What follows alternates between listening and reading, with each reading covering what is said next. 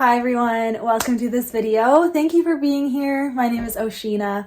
I'm going to share all of the books that I read in September.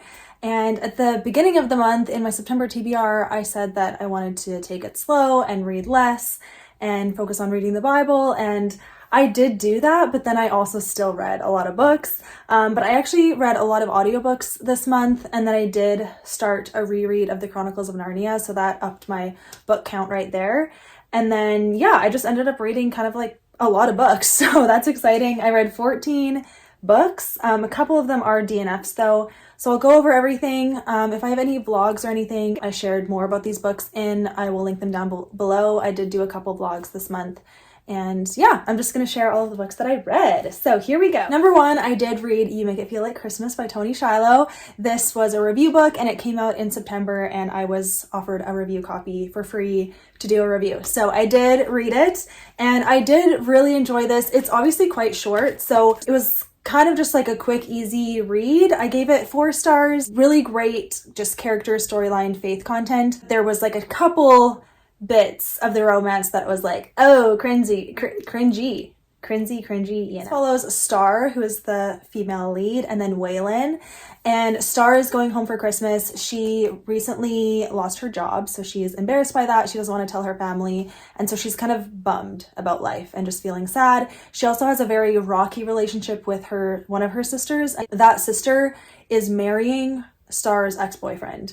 And so there's like drama with that, and she's getting married, I think on near Christmas, maybe day after Christmas, something about near Christmas anyways. So there's a lot of wedding prep going on, and then Waylon is Star's brother's best friend. So it is a brother's best friend trope, which is so sweet, and it's actually just like a full-on sweet romance.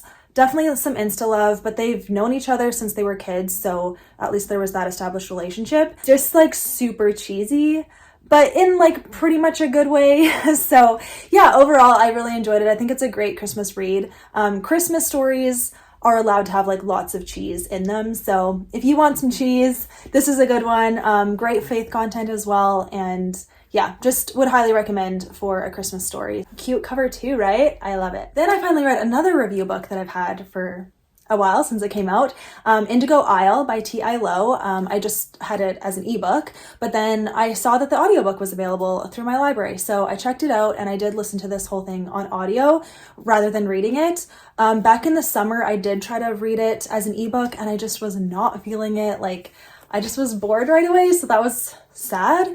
But with the audiobook, I was kind of able to like kind of just listen through the less interesting parts and really get into the story because the narrator was so good. So I highly recommend listening to the audiobook for this book because she was just so good. She had such a great Southern accent, and I could just like picture her being this character. We follow this girl who is kind of like a prodigal because she ran away from home with some of her parents' money, and she ran off to Hollywood, and she has been working on movie sets as like a location scout and location manager. So that's what she's doing with her life. She also has a YouTube channel, which was a cool little extra bit. The recent movie that she's a part of is being filmed in her home state, so she has to go back there, and she feels definitely uncomfortable because she's close to home.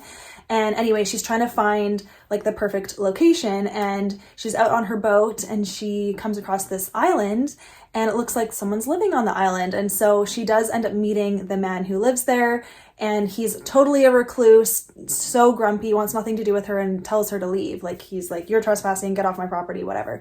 And she is feisty, and she's like, no, you should be more polite. How dare you speak rude to me? And let's be friends. So she like keeps bugging him, and so she comes back to the island over and over throughout the book to just like be with him and bug him, but still like she cares about him, and then there is a connection there. And it is like such a slow burn though, so very good. Definitely one of like the best slow burn romances I've read in a very long time, so that was awesome. I really enjoyed that part. The romance really stood out. Like, it was the best part for me. However, like, I gave it 3 stars because it just had so much talk about her job and even the setting, and just kind of like extra writing bits that I was like, I don't need to know this, I don't care about this. And like throughout the audiobook, I did skip a couple times, like, you know, the 15-second skipper I would skip sometimes because I'm like, I don't care. And then sometimes I would just kind of like let it play and like leave the room, and I'd be okay with it because I don't really care to know. But the parts that I did really listen to were her own kind of like internal monologue struggle of feeling ashamed of what she has been doing and what she is doing. She has a very toxic relationship with one of the movie producers, and he ends up abusing her. So there is sexual abuse in this book, and it's described enough that you like know what's happening. And it was like pretty hard to listen to because like in the audiobook, it's like a whole different level it being read to you. So I actually did skip a little bit of that as well. Not that I felt like it crossed a line or that it was inappropriate, but I don't know, like, I guess as a woman, picturing it happening was really hard, and I didn't really want to. Like, I knew enough and I could just skip through the rest. But so just so you know, I do think it would be triggering, but I still think that it was worth being in there because it did bring a lot of depth to the story because of the redemption arc that this character had to go through because of all of that. So yeah, so that was definitely a major part. And there is a very big grief story. There's a bit of an addiction story and just, yeah, all the things. So lots of great themes in this book. So I think it was really well done, but I do think it could have been written in a little bit more of a compelling way. It just like went a little too deep, I think, in terms of like the details of stuff that didn't really need to be there for the characters. Like, I don't know, you know what I mean? Like her job day to day, I was just like, don't care. But anyway, still would recommend if that sounds good to you. I think it's great. So again, this was a free well, the audiobook wasn't free, it was from the library, so it was free, but I had the ebook from NetGalley, so thank you, NetGalley. And yeah, that's all I'll say. So then, as you have seen me mention, I did start the Chronicles of Narnia on audiobook too. So I started with The Lion, the Witch, and the Wardrobe. This is my favorite story. I just love everything about this book. Everything. So yeah, if you've never heard of the Chronicles of Narnia, I would be surprised, but I will explain a little bit. So these books follow this Narnia world that C.S. Lewis created that is just kind of an alternate reality to our real world. So it's definitely fully fantasy. There's talking animals, but there are humans too. And then there's a lion, and his name is Aslan, and he represents God in these books. And so the first one, I mean, in my box set, technically the first one is The Magician's Nephew, and this is the story of the creation of Narnia, so we get to see it happen, which is so cool. But then The Lion, the Witch, and the Wardrobe is kind of the Jesus story because Aslan represents Jesus in this book. And then you follow 4 kids who find Narnia through a wardrobe and all the things that happen to them. So The Lion, the Witch, and the Wardrobe, I feel like has just such clearly strong Christian themes. And it's also a very interesting story, a compelling story, quick paced, all of that, and just love the ending and everything. So that's why this is my favorite. It's a 5-star read. And then The Magician's Nephew is a 4-star read for me because the beginning is kind of slow. You follow 2 other kids who do discover Narnia in a different way. But just kind of like leading up to that is just like, I don't know, it wasn't as interesting. But then once they get into this alternate dimension, it's really interesting and it goes really quickly. And then I read The Horse and His Boy, and this is also a 4-star read. Definitely slow. It's a bit of a traveling story. And then the next one is Prince Caspian, and this one follows the 4 kids from The Lion, the Witch, and the Wardrobe, but they had gone back to Earth, back to their real reality, but they get sucked back by they get sucked back why can't I say that? Sucked back into Narnia, and it's been hundreds of years, and so that there is now like a corrupt kingdom in Narnia, and so they have to overthrow that corrupt kingdom. And Prince Caspian is the guy that they help, and Caspian is like the new king of Narnia. So yeah, this book is really fun too. Love the parts with Aslan in it. I did find that there's a bit of slower parts in this one too, so I gave it 4 stars, but thinking back, I feel like I would actually give it 5 stars, so whatever. It doesn't really matter. And then The Voyage of the Dawn Treader is one of my faves. It's also a 5-star read for me. And this, you get introduced to a new character that is a cousin to the 4 characters from The Lion, the Witch, and the Wardrobe. And so he gets to go to Narnia too and gets a total transformation. And that's part of my favorite part of this book. And then Aslan is in this in just such a great way. Lots of good life lessons in this book. So yeah, so I listened to all 5 of these books on audiobook, so that was really great, and I am currently listening to The Silver Chair, so 2 books to go. But yeah, those are the Chronicles of Narnia. Highly recommend. They all have strong Christian themes in them, and the one thing I will say that I'm like, do I need to say this? I don't know. I feel like it's one of the I don't know. Okay. I feel like it's one of the main criticisms that you could have about the Chronicles of Narnia, but I do recognize that it is a reflection of the time that it was written, and I can overlook it. But anyways, it's a little touch sexist, I would say, against women. There's a few lines that are in kind of throughout all of the books where it's like, surprised that a girl could do this, or, oh, girls don't do that, or whatever, just saying things that girls aren't allowed to do or are allowed to do, and like expectations around that. And it was noticeable to me, so I feel like it's worth mentioning, but I also don't care that much, and I would still read these and still love them and still recommend them. But I do want to recognize that that is in there, and I do think it's just a reflection of when they were written, because women just didn't have as many rights back then, and were seen as like the weaker sex technically. But yeah, okay. One book I really enjoyed reading this month is called The Undercover Resort Billionaire by Chelsea Hale. And this I got from the Stuff Your Kindle event. And I had no idea that this existed, and it is over now, but I think it's 4 times a year, or 3 times? 4 or 3 times a year. I don't know if it's Kindle itself or just like people realize that Kindle makes a bunch of ebooks free on Amazon. And anyways, I found it, and I found a blog with, I think it's called the Romance Bookworms, with a long list of free books, free ebooks, and most of them, or actually all of them, are not mainstream. I found a whole bunch, and I did download some. There was a clean category, so I looked through all of them and I downloaded all of the ones that sounded interesting to me, and this was one of them. And I heard they're going to do another one of these in December, so I'll try to post about it somewhere when I see that it's happening, but it was like a total fluke. I just saw it on Instagram really randomly in someone's story, and I was like, oh, I'm interested enough to click around, and then I found this. So I started this book, and it started very compelling, so I was able to like get into it right away. You start by following this girl, and she is heading to the bank to start up her new business because she wants to start a luxury purse collection, and that is her dream business. And she is engaged, and her fiance is off doing stuff. Then she realizes that he took all her money, and he was actually a con man, and he conned her into giving him her accounts. So she lost all her money, and even her ring was fake. Like, it was all fake. So she's like devastated. And that's the opening chapter. So I was like, what is gonna happen with this girl?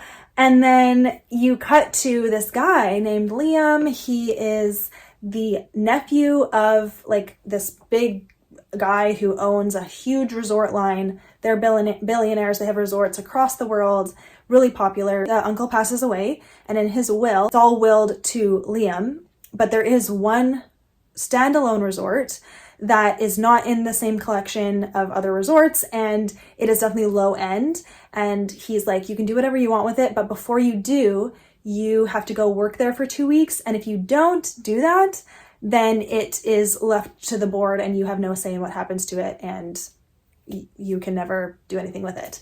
So he's like, okay, I care enough to honor my uncle and go and do this. So he goes to work there for 2 weeks, and that's the story. You follow him going to work there, and the girl happens to work there as well. So that's how they meet, and he is undercover, so no one knows that he is the owner now of this resort, and he is a billionaire. He has to pretend to not be. And so you see their relationship develop. It was definitely interesting enough to keep me reading.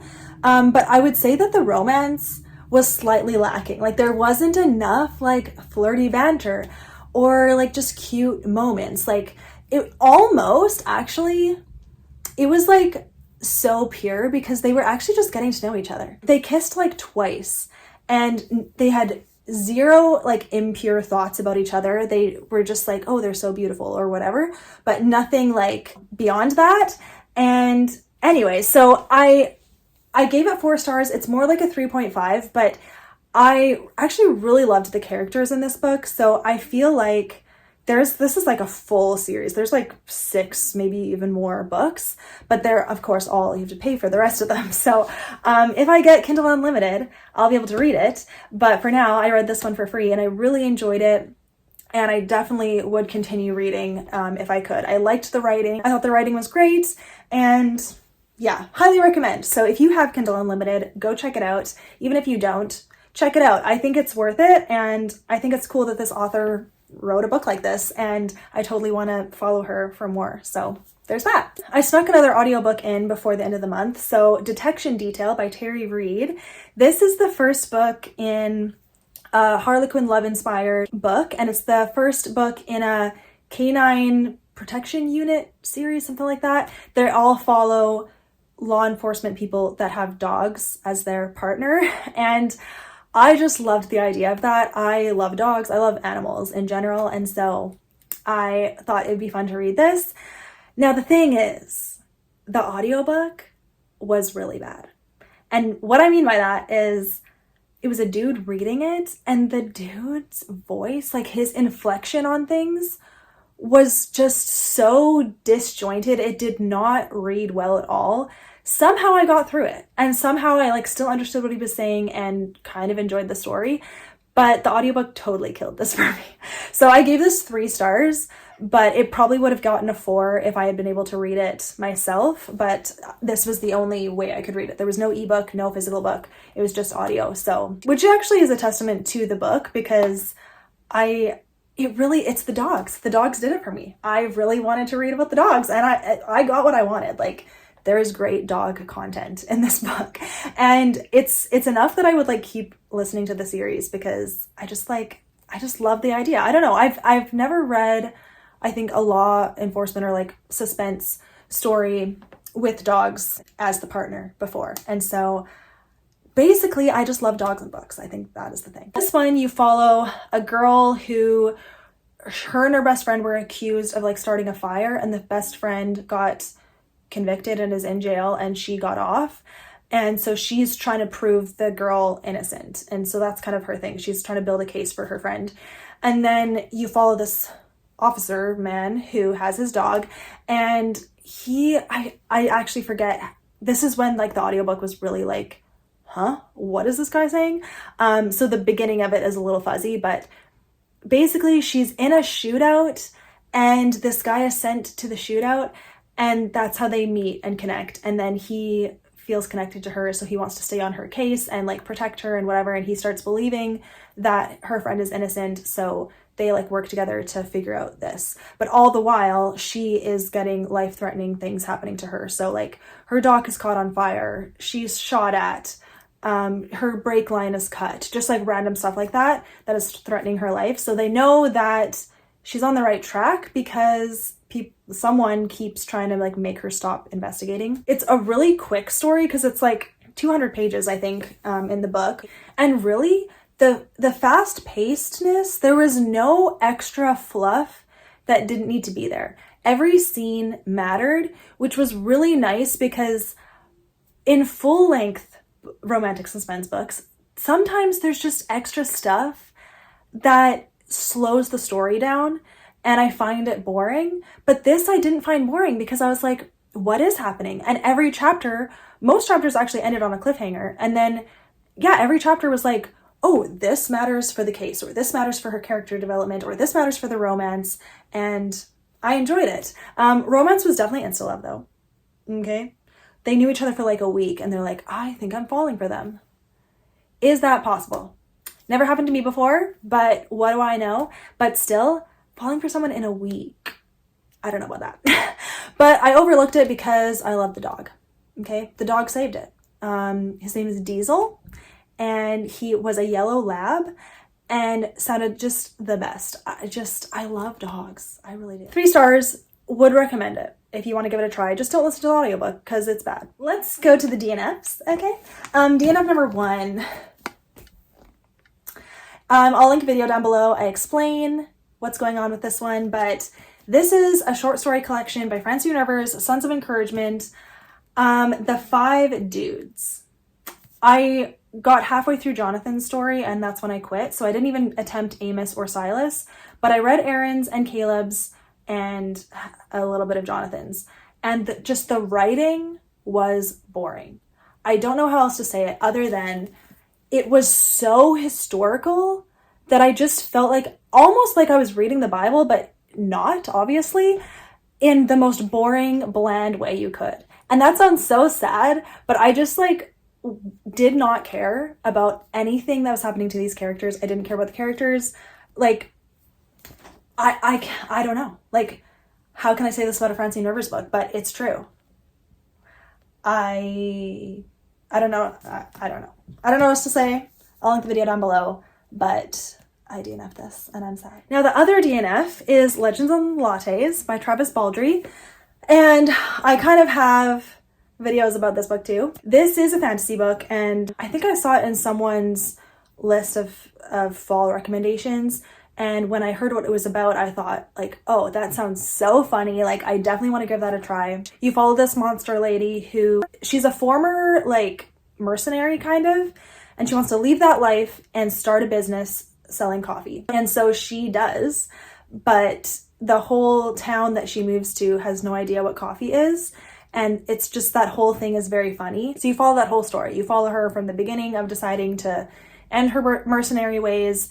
She finds a building to buy. You follow her constructing it and then meeting people to work for her, the menu, creating the coffee, all of that. There was not language throughout. Like the first word came up 100 pages in. It wasn't like that, so that was really great. And then there were little hints towards a relationship between her and her employee. So I didn't get that far. I decided to DNF it only because I had to return to the library. I was leaving for a week out of province, so it is what it is. I skimmed through it and I just was like, I feel like I got the story I needed and I can just like let it lie. I don't need to continue. Then I read this book, Like, Comment, Subscribe by Bergen. So this is Inside YouTube's Chaotic Rise to World Domination. I am starting to get interested in learning more about YouTube and just like the history of it. I've seen a lot of the things that this book talked about in my life, and so that was very interesting to read. There was a lot of like just business, politics that I didn't care about. I did find some parts very interesting, just like how Google acquired YouTube and just all of kind of the things that Google has done with YouTube. I wouldn't say that this is like a must read for all YouTubers, but I also at the same time want to be informed on the platform that I use. So yeah, I found it interesting enough. I definitely skimmed some parts, skipped some parts. This is a long book and I didn't need to know everything in it. I just think it's interesting to learn more about YouTube. So now I know some things and that was fine. So I think I gave it 3 stars. Then I finished Earth Psalms by Francine Rivers. Here's our redemption for Francine Rivers. This is a devotional that follows different psalms. There's not like an order to them. It's just kind of whatever psalm fits the theme. Each day has gorgeous photography. Like, look at that. Seriously, just absolutely beautiful. So it's all nature-based. And there's always like a story that she tells about her life or about something that she saw or whatever. Look at that, it's so pretty. And then of course there's scripture. And then what I really liked actually is there's a bit of an interaction with it. Let me get to one. So there's a reflect where it asks you questions. There's an apply, which is kind of like what you could do to apply the reflection, I guess. And then connect with God is a prayer. And then below that is the psalm that you can read. So I just found it really easy to use, really enjoyable, and it was really great. So I definitely recommend this. I loved it. I took my time with it, and it definitely encouraged me. So I would highly recommend. Ooh. Okay, and those are all of the books that I read in September. So obviously a lot. I hope that you enjoyed watching this. I'll write them all down below with their authors and link anything down below that relates to what I talked about. But thank you for watching this, you guys. I'm not going to be doing an October TBR, but I did post a picture on Instagram of the 4 books, I think, that I'm hoping to read this month. But I'm just in a full-on mood reading time, so I don't want to lay out anything that I might read. I want to just have the freedom to read spontaneously, so that's what I'm going to do this month. And yeah, thank you guys for watching once again. I hope you have a good day. Bye. Oh, I was waiting until you finished. Did I mess up the end? Half an hour, because I had 14 books to talk about. But I just finished. I kind of thought it would be half an hour, so we left for half an hour. Okay. It was even longer. And they had them in categories, so there was a free, or not a free, well, they're all free. There is, she has been working on movie sets as like locations, I always mess this up.